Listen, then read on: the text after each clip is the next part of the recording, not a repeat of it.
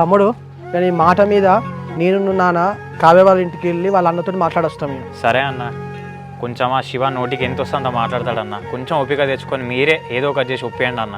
నీ బాధ లేకనే వాడి ఇంటికి పోతాను. వాళ్ళు ఒప్పుకుంటారో ఒప్పుకోరు నాకైతే తెలియదు. తర్వాత మాత్రం బాధపడదు. సరే నాన్న, ప్లీజ్ నాన్న ఏదో ఒకటి చేసి వాళ్ళ అన్నను ఒప్పియండి. ఇక్కడ వాళ్ళ అన్న ఒక్కడే ప్రాబ్లం.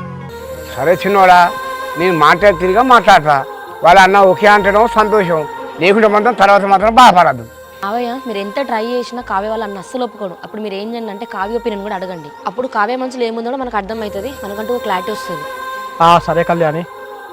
బావ ఒకవేళ కావ్య వాళ్ళ అన్నకు భయపడి బావ అంటే ఇష్టం లేదని చెప్పొచ్చు. కొంచెం మీరే కావ్యకు ధైర్యం చెప్పి కార్తీక్ బావ అంటే ఇష్టమో లేదో తెలుసుకోండి. కళ్యాణి, నేను నాన్న మ్యాక్సిమం వాళ్ళ అన్నను ఎంత రిక్వెస్ట్ చేయాలో అంత రిక్వెస్ట్ చేసి వీళ్ళని కలపాలని చెప్పి ట్రై చేస్తాం. కావ్యాన్ని కూడా అడుగుతాం. ఒకవేళ వాళ్ళ అన్నకు భయపడి నేను మా భావన చేసుకుంటా అంటే మాత్రం ఇక అప్పుడు మనం ఏం చేయలేము తమ్ముడు. లేదన్న, 100% చెప్తున్నా. కావ్య ఖచ్చితంగా వాళ్ళ భావాన్ని కదా నేనే ఇష్టం అని చెప్పేసి అంటది. మీరే కొంచెం కూల్ అయ్యి ఒప్పేయడానికి ట్రై చేయండి అన్న. సరేనా తమ్ముడు.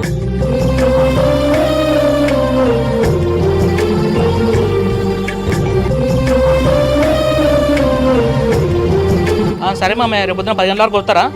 మరి రండి మరి. సరే మామయ్య. మామయ్య ఫోన్ చేసిండే, రేపు మంచి రోజు కదా, రేపు వస్తున్నారు వాళ్ళు మన ఇంటికి. ఆ తర్వాత మనం పోయి చూసుకుని వస్తే అయిపోతుంది. మరి అత్తరట్ నా కొడుక రేపు దేవుని దయ వల్ల వాళ్ళు వచ్చి చూసిపోతే మనకు బాధలన్నీ పోతాయి. అదే అమ్మ. చెల్లె అన్నా చెల్లె, రేపు మంచి రోజు కానీ మామ వాళ్ళు వస్తున్నారు. నువ్వైతే మంచిగా రెడీగా మరి. సరేనా? సరే అన్నా. మొన్న బావగాని ఇచ్చిన చీర ఉన్నది కదా బిడ్డ, ఆ చీర కట్టుకునే రాడిగా. సరే అమ్మా. చెల్లె, ఇప్పటికైనా జర్నీ అన్ని మర్చిపోవే. ఇక మేము కూడా మర్చిపోతాను. ఇప్పటి నుంచి కొత్త లైఫ్ స్టార్ట్ చేయగా. సరేనా? సరే అన్నా. అబ్బా ఈ రోజు కూడా కార్తీక్ వాళ్ళ నాన్నను అన్న ఇద్దరు ఇంటికి వస్తా అని చెప్పిండు. ఏమవుతుందేమో, ఫుల్ భయం వేస్తుంది.